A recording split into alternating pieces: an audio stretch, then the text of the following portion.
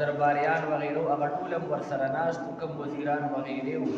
نو د چت نه به د باندې یو پیشو راوغورځېده، د چت نه به د باندې یو پیشو راوغورځېده او د بادشاه خلکو ته ویل چې تاسو به سجدې ما ته لګوئ، زما عبادت به کوئ، د خدایي دعوه یې کړې وه.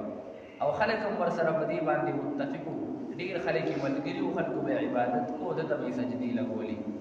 نو چې په ده باندې باره د چت نه پیشو راپرېوته، د ټوپونه ووهل، خو ډېر بې حده ټوپونه یې ووهل او ویرېدې، یو یره پرې نه راغله. نو د بعضې خلکو په زړه کې دا راغله، وایي دا څنګه خدای دی؟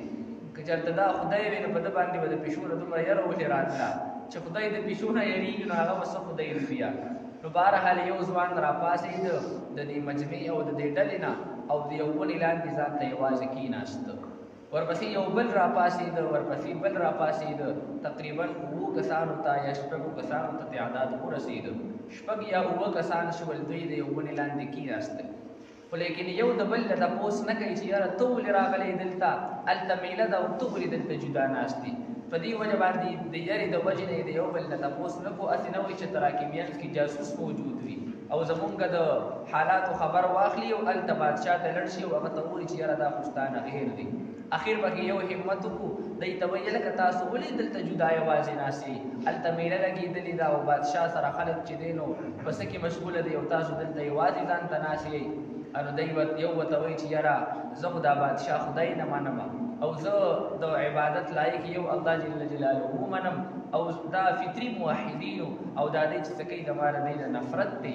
بل وایي زما خو هم دکه رایې ده، هغه بل وایي زما هم دغه رایې ده. یعنې 7 واړه وایي چې یاره د زمونږ دکه رایې ده، یا 6 کسانو 6 واړه وایي چې زمونږ خو دا رایې ده چې دا بادشاه خدای نه دی او دارنګې دا دی چې څه کوي او دا کم خلک دا کوم قوم په دې باندې یخته دي، بت پرست دي، په لحاظه دا کار ټیک نه دی.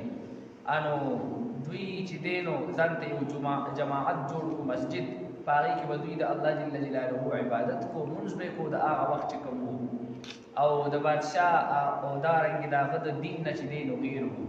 خلکو کې دا خبره مشهوره شوه چې یاره یو څو ځوانان دي هغوی خو چې دی نو ځان ته بل عبادت کوي او د بادشاه حکم وغیره چې دی نو نه مني. تر دې چې دا خبره بادشاه ته ورسېده چې یاره یو څو هلکان دي، ځوانان دي او هغوی ستا نه غیر دي، ستا نه بغاوت یې کړی دی او هغوی ستا په ځای باندې الله جل جلاله ته سجده لګوي او لمونځ او عبادت ورته کوي. بادشاه دوی راوغوښتل، چې کله دوی راغلل انو بادشاه وی ښه تاسو د چا عبادت کوئ؟ د بادشاه په دربار کې دوی ته الله جل جلاله همت ورکړو او الله فرمایي موږ ورته طاقت ورکړو. انو وربطنا على قلوبهم، زړونه مو ورنه مضبوط کړل، اذ قاموا فقالوا ربنا رب السماوات والارض. دی د بادشاه مخې ته ودرېدل او هغه ته څه وایي؟ وایي رب زمونږ ته نه بلکې رب زمونږ هغه دی چې هغه رب د اسمانونو او د ځمکې دی او مونږ د هغه عبادت کوو او د الله جل جلاله نه علاوه که چېرته مونږ بل چاته نسبت د خدایي وکړو لقد قلنا اذا شططا، دغه مونږ ډېر غټ دروغ وایو بیا په دغه وخت کې. بهرحال بادشاه وی چې ښه په دې باندې حکم د پانسۍ بادشاه وکړو چې دوی ته به سزا ورکوم او قتلوم به یې. خو لیکن څه خلکو ورته وویل چې بادشاه دا خو چې دې ځوانان هلکان دي خیر د مهلت ورته لږ ورکړه. بادشاه وایي زه ټیک ته هلکان یئ، ناپوهه یئ، نو تاسو له به زه مهلت درکړم، لږ سوچ به وکئ او تاسو له مهلت د لحاظه د خپل دین نه به وړئ او تا زما تابعداري وکئ. او دی چې کوم شاهي لباس ځکه دا وړه خلک نه وو، دا کوم هلکان چې جدا شول نو دا هغه خلک وو چې د سلطنت چې کوم مشران خلک وو دا د هغوی اولاد وو. انو د شاهي لباس وغیره دی نه اوښکلو، انو دی د مهلت ورکړه. هغه مهلت د دوی دپاره د یو کامیابۍ یو ذریعه وګرځېده. بادشاه ورله مهلت ورکړه، خو لیکن په هغه مهلت کې دوی د یو بل سره مشوره وکړه څه وکړو څه به کوو. نو لحاظه مشورې دا وکړه چې مونږ به دلته نه لاړ شو، بل ځای ته به وتښتو چېرته. ټولو ځان سره لږې لږې پیسې د کوره راواغېستې او را روان شول. په لاره باندې یو شپونکی ورسره ملګری شه کوم چې ګډو سورولو واله وي، هغه ورسره هم ملګری شه. هغه وایي زه هم ستاسو ملګری یم چې کوم طرف له تاسو ځئ او کومه خبره او کومه عقیده او دین ستاسو دی اکه زما هم دی، زه هم ستاسو ملګری یم. او اکه راعي سره اکه شپونکي سره چې دی یو سپی مو اکه سپی هم ورپسې روان شه. هغه سپی هم ورپسې روان شو.